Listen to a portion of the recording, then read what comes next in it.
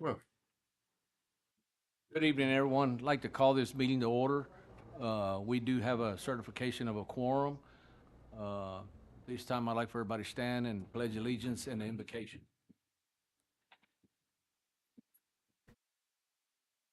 Flag of the United States of America and to the republic which stands one nation under God, indivisible, with liberty and justice for all. Pledge allegiance. Texas state, indivisible. This time, I'd like to ask Pastor Smith to lead us in invocation. Thank you tonight for all that the city does. Lord, we thank you for city council and the decisions that they've been making to their vision for this city, those that support them as they support our community. We're so thankful we're part of a great community where God, family, work, and community is part of our values. So we ask a special blessing and favor to be upon this meeting and every decision that is made. In Jesus' name we pray. Amen. Amen.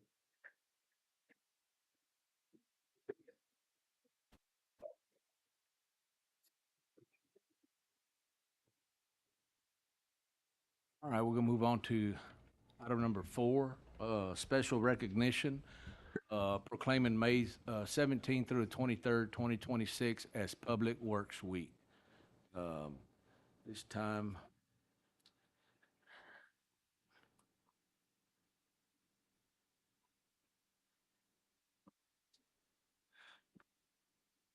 whereas the city of El Campo takes pride in acknowledging the roles that our Public Works Department takes in maintaining the infrastructure, facilities, and services that are vital importance to a sustainable and resilient community and to public health, high quality of life, and well-being of its citizens. And whereas these infrastructure, facilities, and services cannot be provided without the dedicated efforts of Public Works professionals who are employees at all levels of government and the private sector who are responsible for rebuilding, improving, and protecting our city's streets, drainage, water supply, water treatment, and solid waste systems, public buildings, and other structures and facilities essential for our citizens. And whereas in times of natural disasters and emergencies, public works professionals serve as first responders, arriving early to mitigate risk and staying until the community is fully restored. Whereas it is the public interest of the citizens and civic leaders of the city of El Campo to gain knowledge and to maintain an ongoing interest in understanding the importance of public works and public works programs in their respective communities. And the year 2026 marks the 66th annual National Public Works Week, sponsored by the American Public Works Association. Be it now resolved, I, Eugene Bustamante, Mayor of the City of El Campo, do hereby designate the week of May 17th through the 23rd, 2026 as National Public Works Week in the City of El Campo, Texas, and witness whereof I have unto set my hand and caused the seal of the City of El Campo, Texas, to be affixed on this 11th day of 2026. And it's time Kevin and Priestmeyer here. I'd like to present them with this. And as I said, appreciate everything y'all do.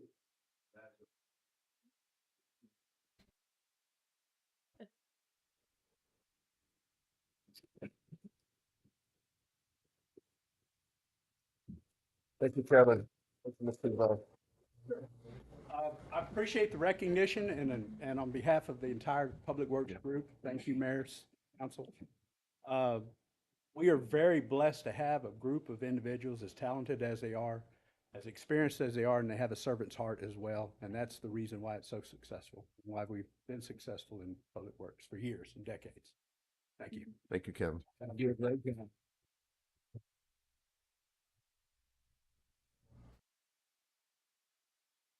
All right, moving on to item number 5, public comments. At this time, we have two. Ms. Smith, if you would like to approach the podium, announce your name and your address, please.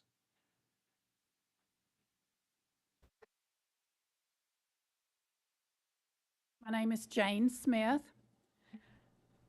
I am here asking again for the city council to give me more than 3 minutes, maybe in 2 weeks, so I can talk to you about safe haven baby boxes longer than 3 minutes. I would love it if y'all would take the time, because y'all have heard what I've had to say. I think your lawyer should call safe haven baby boxes in Indiana and ask some questions. They're not going to think they're stupid questions, because I've asked them plenty of those, just to learn more about if we're even able to have one here in El Campo, or what the liability is. And speaking about liability, we had some miscommunication 2 weeks ago about liability if the electricity goes off, or the, what do you call those things, compressor goes off at the station. Immediately when the electricity goes off, the person in charge at the station at that time goes out and locks that baby box with a key. Puts a sign on it, out of commission. Goes back in the office, calls Safe Haven Baby Box in Indiana, and says, we've lost our electricity. I just wanted you to know. And they'll put us on, with our number, put us on a just wait list, non-commissioned or not commissioned or whatever it is. And that way they're not liable either. Now, if we need more liability insurance, I'm trying to find out about that this week. I've tried to find out more about that. But later on we'll find out about it. So anyway, a baby cannot be put in that box. Okay, now I want to talk a little bit about the sadness and confusion I've been going through about this. This baby box cost the city not one copper penny. Yeah, some of the facilities out there may be out of whack for a little while. They're not going to be not commissioned, but they're going to be out of whack. Okay. Somebody just said something about servicing the people here. I've been sitting there reading that sign. We're all in the service business. Some of us get paid and some of us don't, which is fine with me. We serve others, all the way down to a newborn baby that the mama is scared to death. She has no idea what to do. She's scared to walk into a police station, most of the time by herself. She has a place to surrender a precious child. Policemen are service. Y'all are in the service business. EMS, nurses, doctors, everybody I can think of. And you have to want to do it, because it ain't fun sometimes. It's a heck of a lot of work. But glory be to God that He wants us to have the compassion to serve these little ones. I can't think of anything greater for El Campo. We would be put on a really big map, and not that we need to be noticed, but El Campo is a great place to live. Okay, thank you. And we have people that work really hard to keep it that way. All right, thank you. Thank you. Thank you. Okay. Next, Miss Judy Fetter. He's good.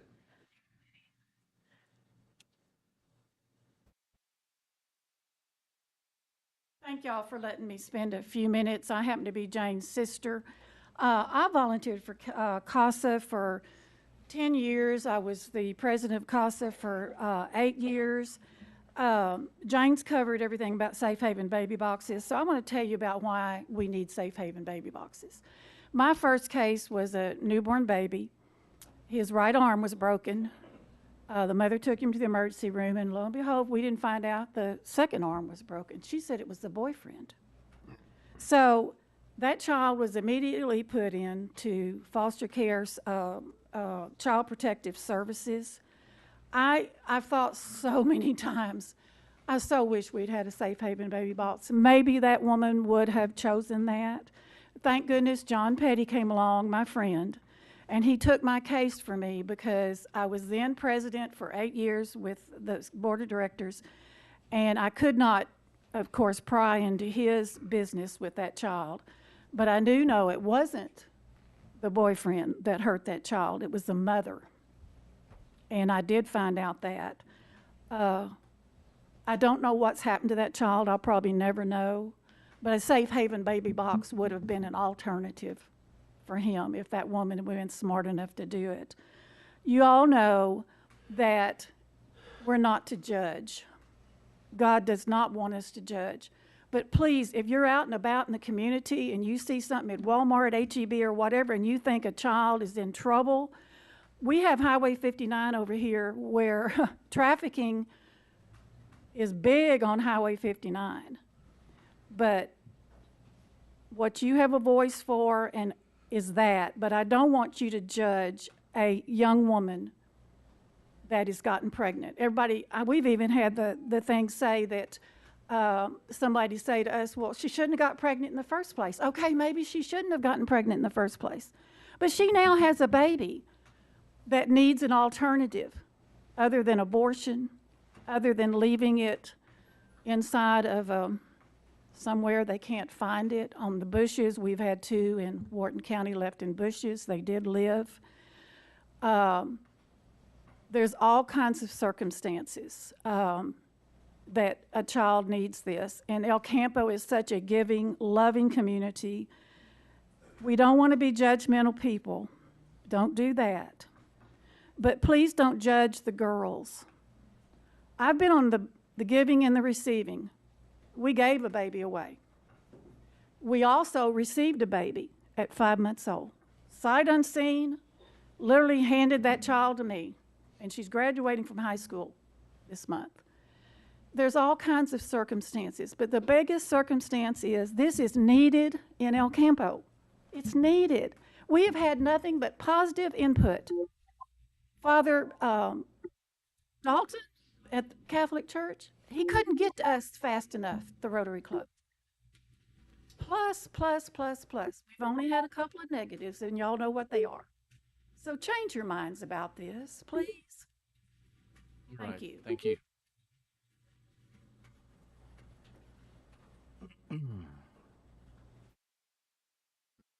All right, moving on to item number 6. At this time, 6:12, a public hearing for the possible adoption of a new comprehensive plan in accordance with the Texas Local Government Code 213.003. Public hearing was open. At this time, we will close it at 6:13. Item number 7, consent agenda, approval of the city council regular meeting, April 27, 2026 at 6 PM minutes. Mayor, I make a motion, we approve the consent agenda. Second? We got a motion, a second on the floor. All in favor? Motion passes. Item number 2. I think they approved that. Oh, they approved the whole agenda. Yeah. Okay, moving on to item number 8, consideration of an action on, item number 1, ordinance 2026-09, canvassing returns and declaring results of the general and special charter amendment election held in the city of El Campo, Texas on May the 2nd, 2026. I don't have to read in Spanish. I'll go ahead and just.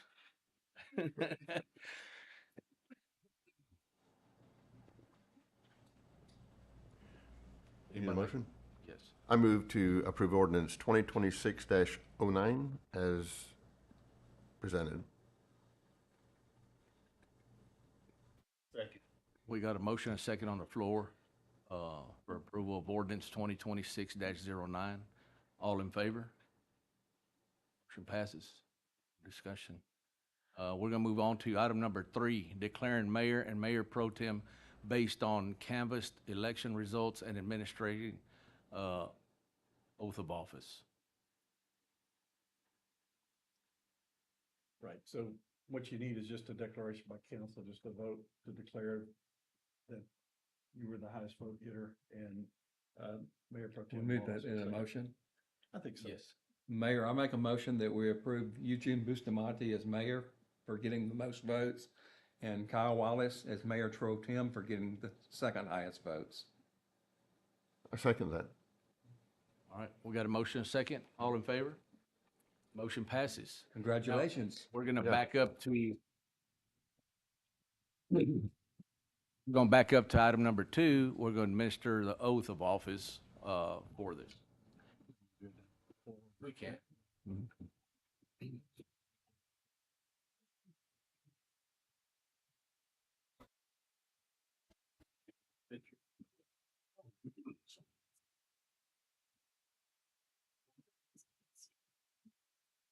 So, Mr. Wallace and Mr. Bustamante, I'm going to do this a little bit different. I'm going to administer both oaths at the same time. Sure. If y'all are okay with that, it's the identical oath, and we'll just insert the appropriate offices for each of you at that time, okay?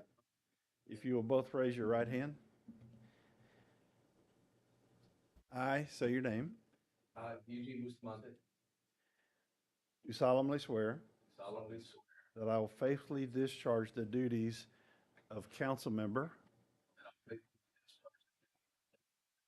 and of mayor pro tem of the city of El Campo, Wharton County, Texas, will to the best of my ability preserve, protect, and defend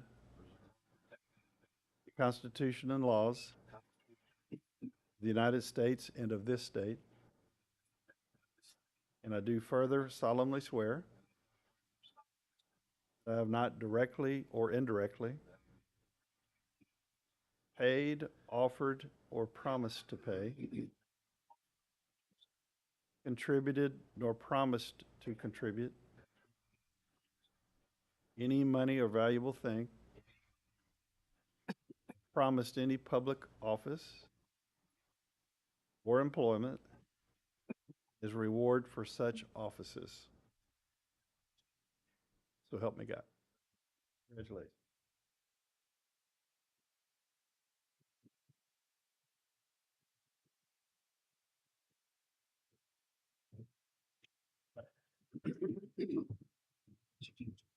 You too, God. Oh, okay. Pass it.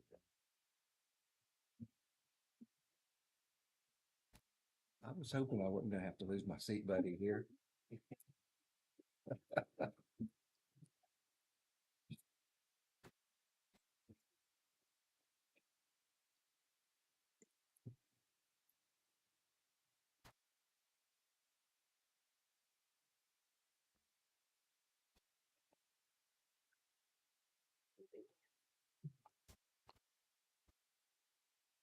Moving on to item number 4, ordinance 2026-08, adopting the comprehensive plan for the city of El Campo, Texas, pursuant to chapter 213 of the Texas Local Government Code, incorporating community resiliency strategies developed in alignment with the Texas General Land Office Resilient Communities Program. Good evening, you guys. I'm excited to bring you finally for adoption your comprehensive plan that we've been working on for a little over a year now. You guys had an opportunity to see this at the public meeting last fall.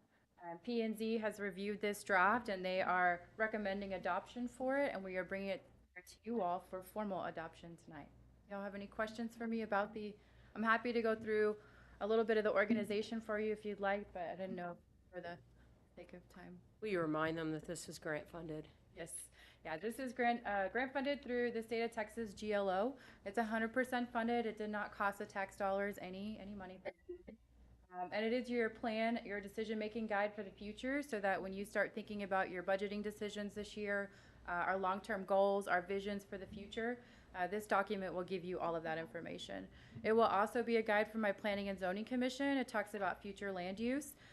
Things that we can do to make development easier so that we can encourage housing and economic opportunities. And all of that information included here will help guide their decision making when it comes to rezoning and making decisions about variances. I did have one slide I do want to bring for you guys. It's my very last slide on there.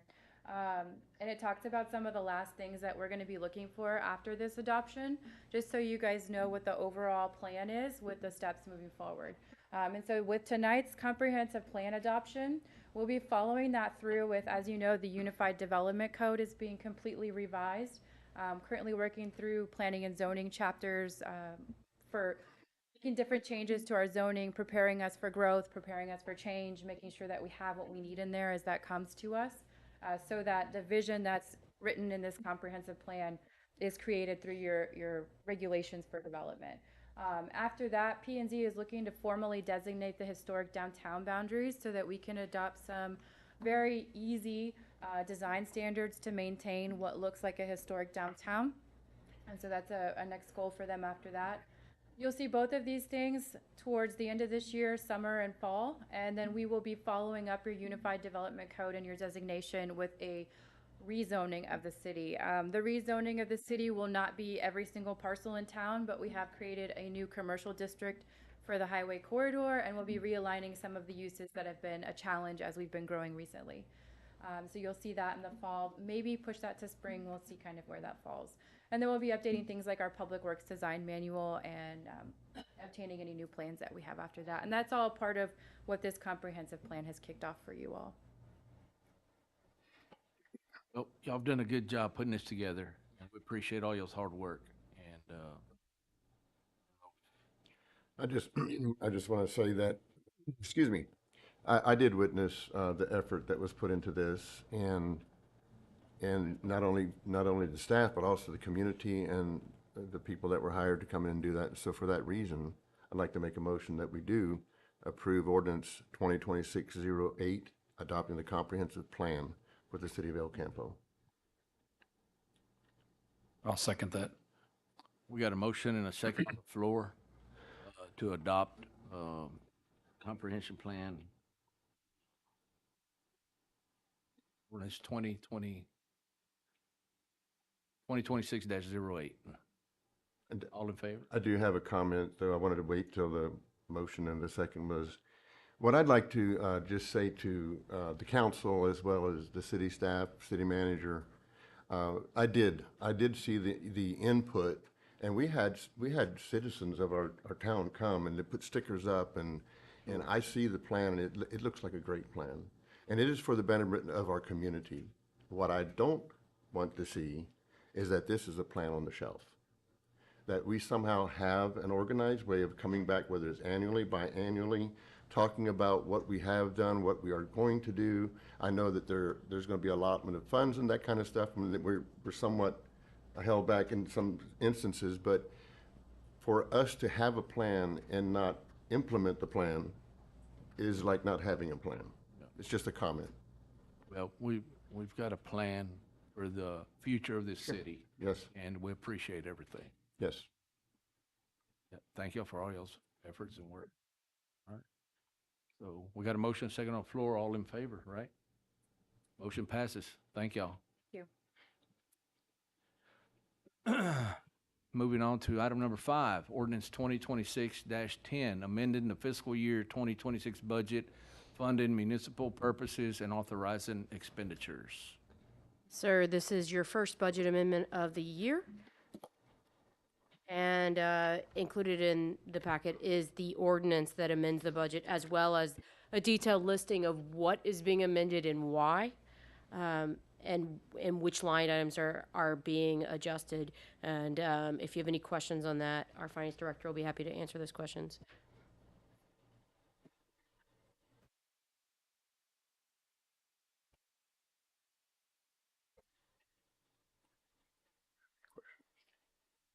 Anybody like to make motion on that? Mayor, I'll make a motion, we approve the amended budget. Second.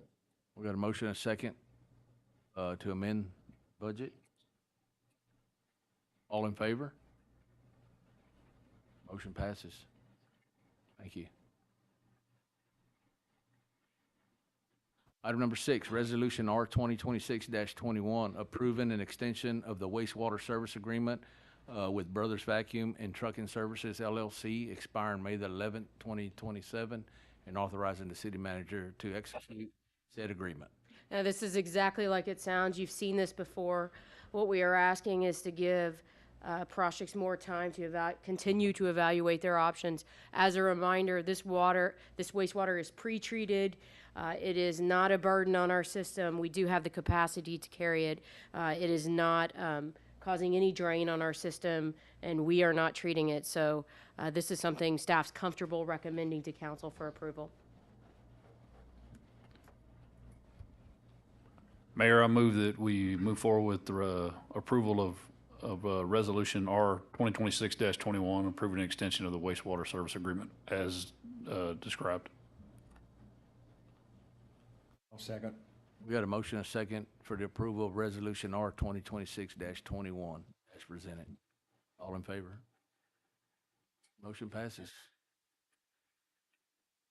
Item number 7, a discussion of HMGP water plant generator project status and contractor concerns. Correct. We have this item on the agenda. We've been working with J4 on our grant-funded generators for our water plants. The two of them are at the podium. That is Quattro and Harley Strock, who we've been working with on these generators. Our engineer is also in the audience, Mr. William Hubner with Strand. During the project, J4 has raised some concerns regarding project delays and design clarification and increased costs. I am not authorized to approve this change order because of how large it is. It is 18%, which exceeds my authority. The contract allows for a 25% adjustment. Obviously, this is underneath that. As a reminder, this is a grant, but there is a match required. You match it 10%, so that is why this item is in front of you. Mayor, I'll let you make a decision on how you want to proceed. I do have a question, if I may. Absolutely. So this, this evening, this is a discussion only. Is that correct? Just one. If directed, we will put this back Okay. for a consideration. Thank you. We will need direction tonight. Sure.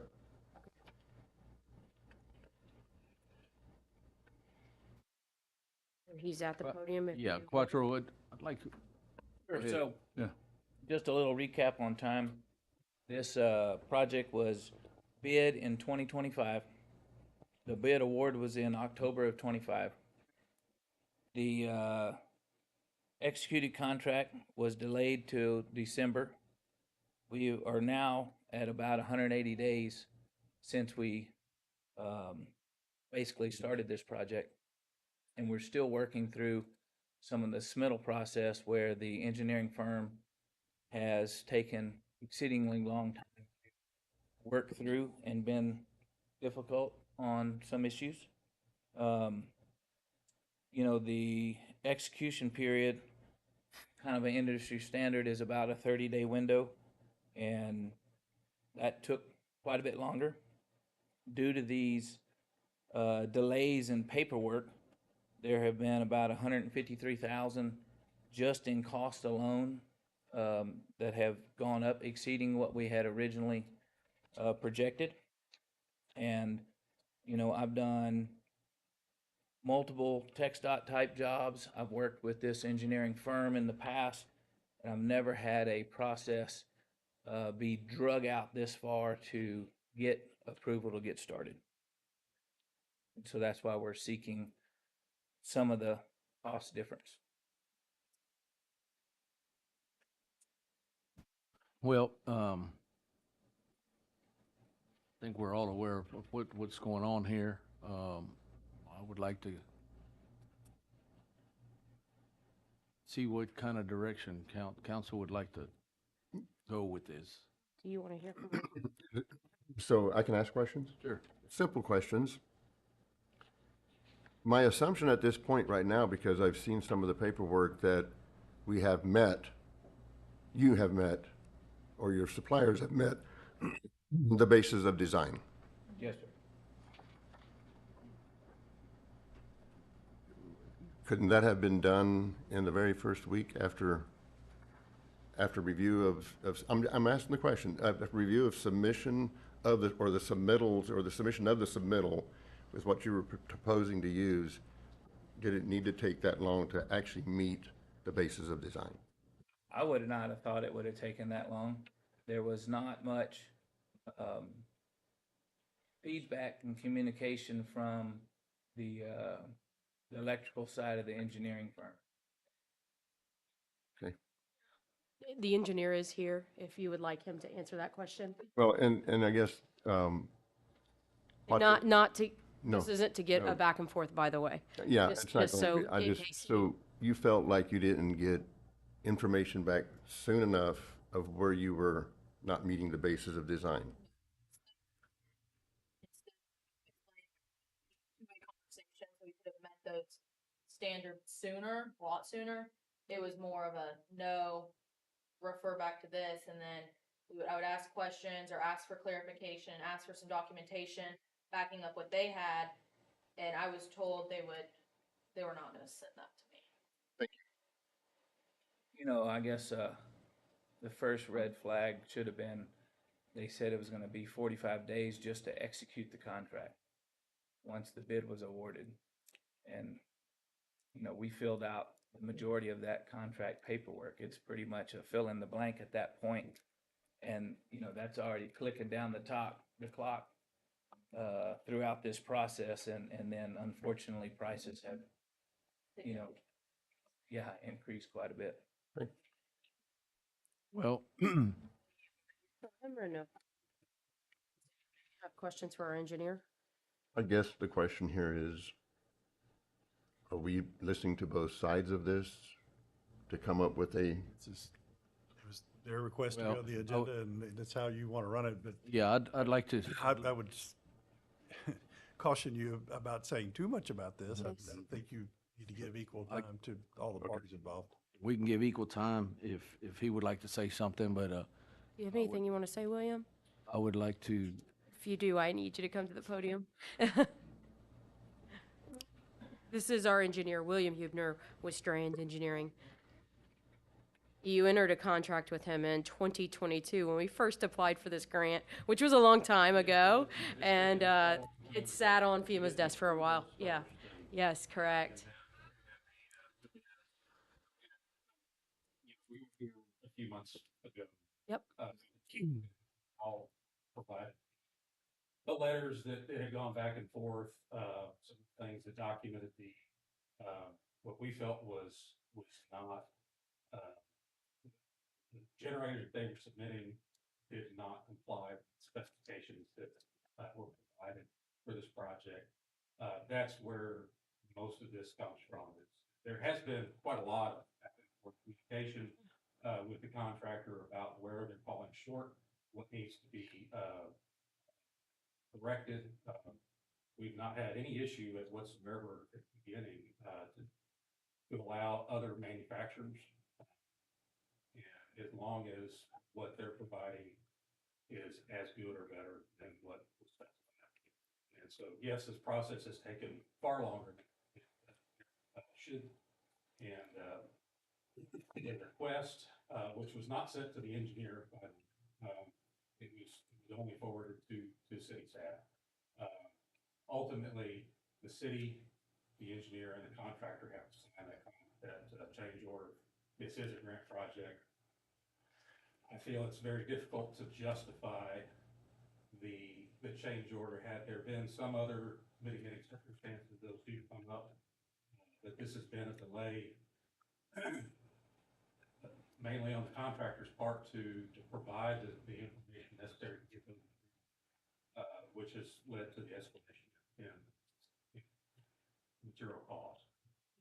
So had this been, you know, during COVID and other supply chain issues, FEMA may or may not grant those change orders, but in this case, I don't really know we can use to justify, and so I don't even know if they would change. I'm here to answer any questions. I've got a question. When we awarded J4 the contract, he was low bidder. Correct, yes, sir. On top, of this $153,000, where would that put him on the bid? He'd still be under. He'd still be the low bidder, okay. Yeah, he would still be low bidder. That's what I was, He would still be low bidder there. that was the only question I had. After this change After order. the- Yeah. It's halfway. Right, it still would be under about 130.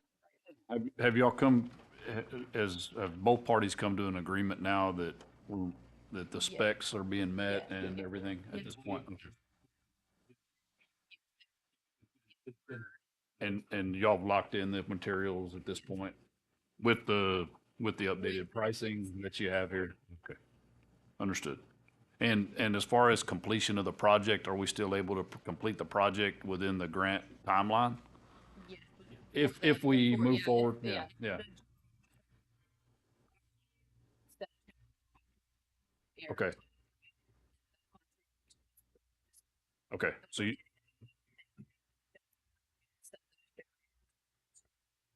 so y'all have already ordered them, and, yeah, okay, okay, thank you. Personally, I'd like to get this behind us, one way or the other. I mean, we've been sitting on this way too long.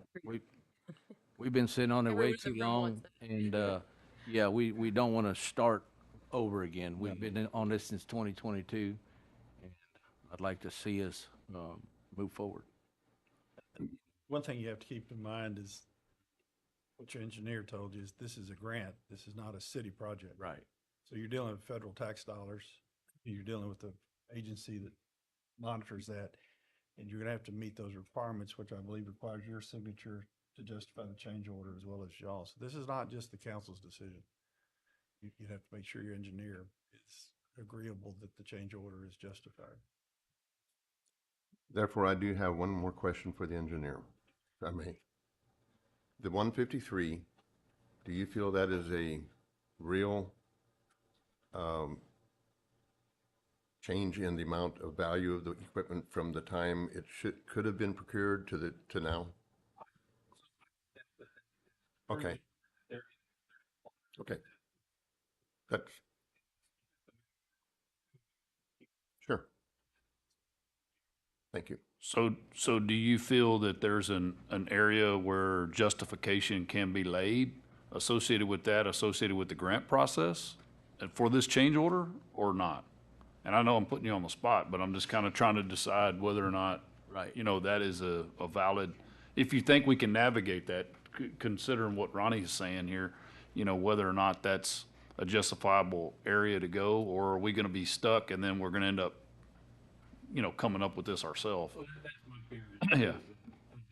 If Yeah, say, we're okay with the right, change, right. thinking in fact that that's your direction. I'll do my best to justify that to the grant agency and see what they say. I can't speak for them, that it's the Texas Department of Emergency Management, but they're getting the money also for FEMA. There's quite a lot of hands that this goes I guess- in. And so we can try to present that, but I don't know that that program especially they're very critical of any type of change order, and it's very difficult to justify. Yes, I guess the grounds associated with that could be such that, you know, I guess what really does it for me is the fact that we're still under, or is still a bid that's under the other bids that we got, okay, number one. Number two, there's we're trying to justifiably use the grant as per the specs, and it took us a while to work through the specs. Sometimes that happens, and as you work through that, obviously prices change.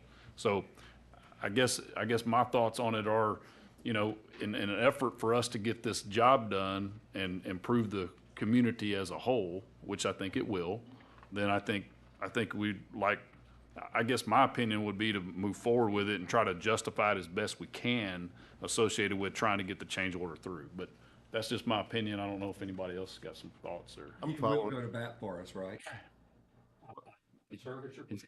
Well, I'm following you, and I'm trailing right with you there. Yep.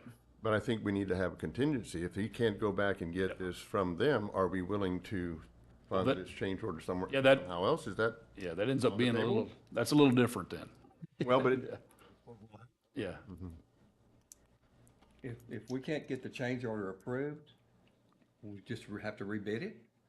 Because you don't want to eat $153,000, I'm sure. Yeah. well, I mean, I don't know what the recourse is. If they can't do it, if we don't get it approved and they can't do it for this, because of this $153,000, city's not gonna pay $153,000. I would say seek the change order, Yeah. see what happens. And if it's a, if There- it's a denial, you know, that's another subject. There- Right. But But the project is still moving forward.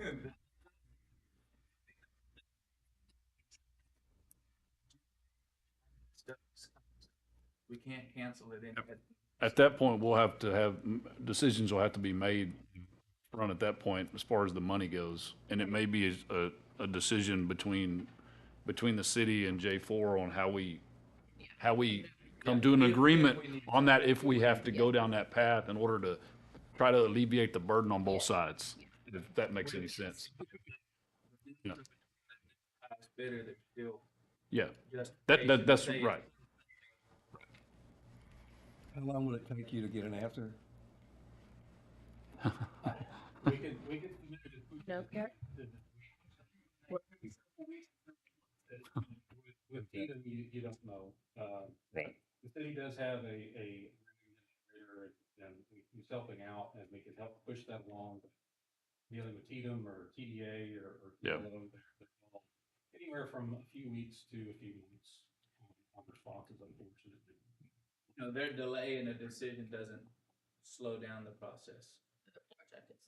But if our action is to approve the change order, you can't submit a change order unless the city approves it. Correct. And you can't submit a change order unless you approve it. So if both you and the city manager approve it and send it in and they don't accept it, and we've taken action here to say, yes, we agree to that, that's necessary, sounds to me like we're paying the difference. You'll be paying this out of your budget. Right. Yeah, we'll be on the hook. This won't be from the federal government. That's kind of, thank you for clearing that, Unless you kind of the word it- question I. Unless you And I'm not trying to debate this with anybody, but I'm just looking for what the legal ramifications are. Unless, I would say unless you're gonna say, hey, if it doesn't get approved, then we don't want the change order, we'll keep the 153, then I'd feel comfortable telling you you're okay doing Well, it. I just don't feel comfortable telling you, I think it's a bad move. gonna get on period. This takes up the loss in the escalated material price. And that's why we didn't put any profit overhead, mark up anything. So it's gonna get finished, whether it's a profitable job or not, it's gonna get completed. The question is who's gonna pay for it? That's the question. But that's what we pay you the big bucks for, figure it out. Me. Yeah. I think if you vote at a public meeting or direct your manager in a public meeting to accept the change order, you've accepted it and you're taking responsibility for the 153,000. So you better hope the government approves it.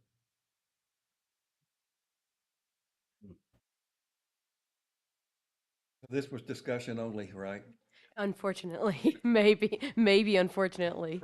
For direction.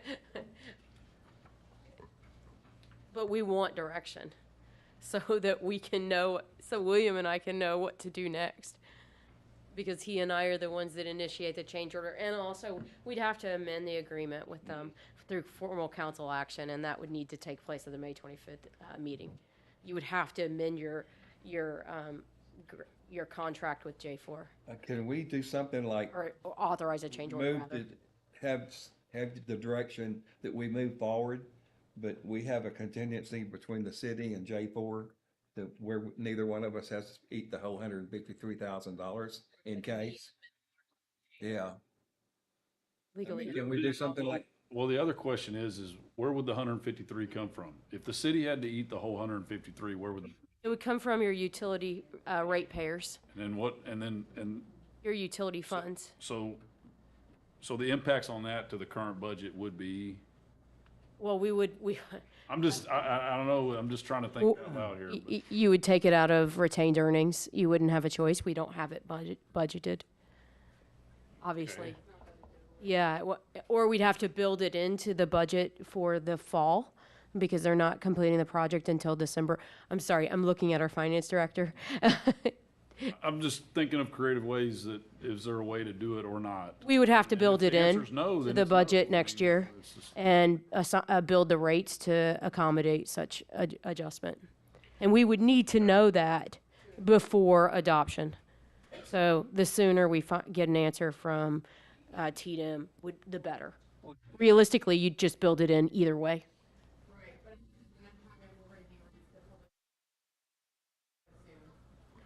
I have a thought. This is a tough one. Complicated. Well, I have It's complicated. It really is. So the grant amount, or let's just say the contract amount with J4 is how much? So, Okay. sorry, Okay, did not include- 850 something thousand, you said? Okay. So basically, the, the grant would pay that money. The grant pays 90%. You pay 10. So 10% of that is like 85,000. Correct. So the 85,000 and the 153, our community is getting how many generators? Three generators? Correct. That's mandated by the state. We have to do this project. For $130,000? I'm Correct. just going a different direction and thinking. It's unfortunate that we're at this place, but we are, and we need to continue and finish the project. Right, right. The hard work that was done to get the grant is excellent. It would be nice if 100% of it would just, but it's not, it doesn't appear like it is. It's I'm not. just giving a It's different a- thought it's a process, of match. saying, well, we're doing this now for 130,000, getting three, that we pay out of some type of, if for some reason the change order would not go through. Well, it would be bad business to let it falter, right? Yeah. Because, I mean, then we'd really be on the hook. I mean, the worst thing that could happen is you don't have backup power and our citizens don't have water. But also if we That's did the worst that thing that and could lose happen. the grant, Right. we lose that too. So, I mean, it's just like a double-edged sword here. Well, It sounds like we don't have much of an option. I mean, we have to go forward with it, I guess, and that's my opinion. But I think we would, give direction to bring it back in the next meeting and try to move forward with this project.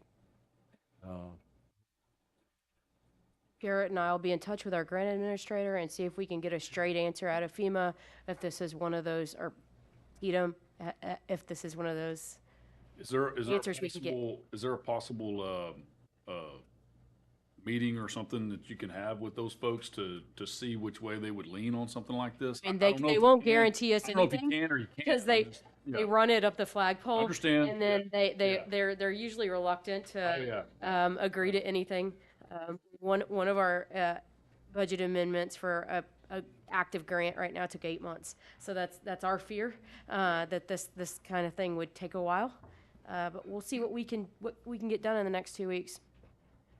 And William, Like I said, we'll work with you. timing doesn't slow anything with the project. So, He'll keep going. you know, it could be 2 or 3 months to get a decision. It's still moving forward at the same speed. Thank you for coming, William. Well, let's work it out. All right. Thank you. We're not gonna take any action. We're gonna just try to move forward. All right.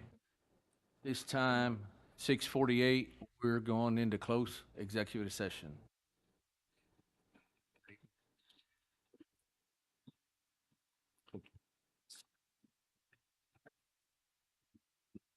Oh, with who?